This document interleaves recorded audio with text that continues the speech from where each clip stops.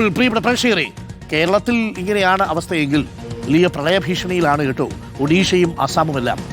കനത്ത വെള്ളപ്പൊക്ക ഭീഷണിയിലാണ്. പ്രളയക്കെടുതിയിൽ അസാമിൽ മരണസംഖ്യ 80 ഉയർന്നു. 24 മണിക്കൂറിനിടെ 2 പേർ കൂടി മരിച്ചു എന്ന വാർത്ത വരുന്നു. 4 ജില്ലകളിലായി 2 ലക്ഷത്തിലധികം ആളുകളെയാണ് പ്രളയം ബാധിച്ചത്. അതിനിടെ കനത്ത മഴയെ തുടർന്ന് ഒഡീഷയിലെ ഗരിയാബന്ദിൽ നിർമ്മാണത്തിലിരുന്ന പാലം പൂർണ്ണമായും തകർന്നു. ഉദാന്തി നദിക്ക് കുറുകെ 9 കോടി ചെലവിൽ നിർമ്മിച്ച പാലമാണ് തകർന്നത്. തകർന്ന് തരിപ്പണമായി. അപ്പോൾ ആ ദൃശ്യങ്ങൾ കാണാം.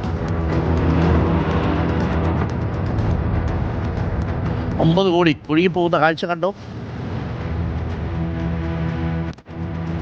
ഒഡീഷയിലെ ഗരിയാബന്ദിലാണ് നിർമ്മാണത്തിലിരുന്ന പാലമാണ്.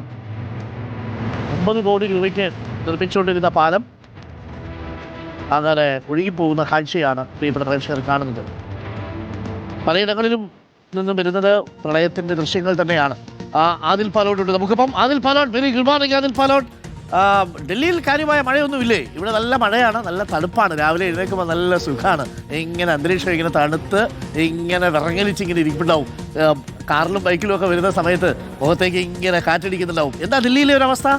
അസമിലും ഒഡീഷയിലും ഒക്കെ പ്രളയ സമാനമാണ് അല്ലേ Adil? Good morning. Very good morning Arunkumar. ദില്ലിയിൽ മഴയില്ല, ഇടയ്ക്കൊക്കെ രാത്രിയൊക്കെ ചാറിയൊക്കെ പെയ്യുന്നുണ്ട്. പക്ഷേ മഴയ്ക്കുള്ള മുന്നറിയിപ്പ് നൽകിയിട്ടുണ്ട്, യെല്ലോ അലർട്ടൊക്കെ ദില്ലിയിൽ നൽകിയിട്ടുണ്ട്. പക്ഷേ ശക്തമായ മഴ ഇന്നും നാളെയും ഒന്നും കാണുന്നില്ല.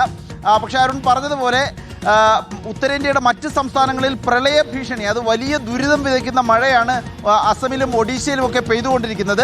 അരുൺ ഇൻട്രോയിൽ തന്നെ വായിച്ചു, മരണസംഖ്യ അസമിൽ 80 ഉയർന്നു എന്നുള്ളതാണ്. ഈ ഒരു മാസത്തിനിടെ പെയ്ത മഴയിലാണ് 80 പേരുടെ മരണം സ്ഥിരീകരിച്ചിരിക്കുന്നത്.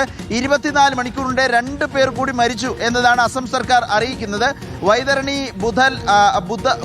ബുധബലങ്ക നദികൾ അപകട നിലയ്ക്ക് മുകളിലേക്ക് കയറിയിട്ടുണ്ട് എന്ന് ഒഡീഷയിൽ നിന്ന് വാർത്ത വരുന്നു. ഒഡീഷയിലെ ബാലസോർ, ഭദ്രക്, ജാജ്പൂർ തുടങ്ങിയ വടക്കൻ ജില്ലകളിൽ സ്ഥിതി ഗുരുതരമായി തുടരുന്നു എന്നതാണ് ലഭിക്കുന്ന റിപ്പോർട്ട്. അരുൺ, ഇപ്പോൾ നമ്മൾ കണ്ടു ഒരു പാലം ഒലിച്ചു പോകുന്നു. 9 കോടി രൂപയ്ക്ക് നിർമ്മാണം തുടരുന്ന ഒരു പാലമാണ്.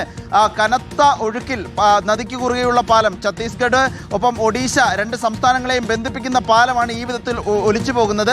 അസമിൽ കൃഷിയിടങ്ങളിൽ പലയിടത്തും വെള്ളം കയറിയിട്ടുണ്ട്, വലിയ കൃഷിനാശമുണ്ട്. ലക്ഷക്കണക്കിന് ആളുകളെയാണ് അസമിൽ മഴ ബാധിച്ചിട്ടുള്ളത്. അരുണാചൽ പ്രദേശ്, നാഗാലാൻഡ്, ഹിമാചൽ പ്രദേശ്, ഉത്തരാഖണ്ഡ് തുടങ്ങിയ സംസ്ഥാനങ്ങളിൽ അലർട്ട് നൽകിയിട്ടുണ്ട്. ഏതായാലും സഞ്ചാരികൾ ശ്രദ്ധിക്കണം, ഉത്തരേന്ത്യ ജില്ലയിൽ കനത്ത മഴ പെയ്യുന്നു. അത് കെടുതിയായി മാറുന്നതാണ് കാഴ്ചയായിരുന്നു.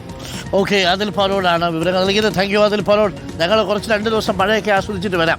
അപ്പോൾ പ്രിയപ്പെട്ട പ്രേക്ഷകരെ, ആദിൽ പാലോടൊക്കെ ഡൽഹിയിലാണ്. അവിടെ കാര്യമായ മഴയില്ല, ഇടയ്ക്ക് യെല്ലോ അലർട്ട് എന്നൊക്കെ പറയും. പക്ഷേ ഒഡീഷയിലും ഒക്കെ അസമിലും ഒക്കെ കനത്ത മഴയാണ്.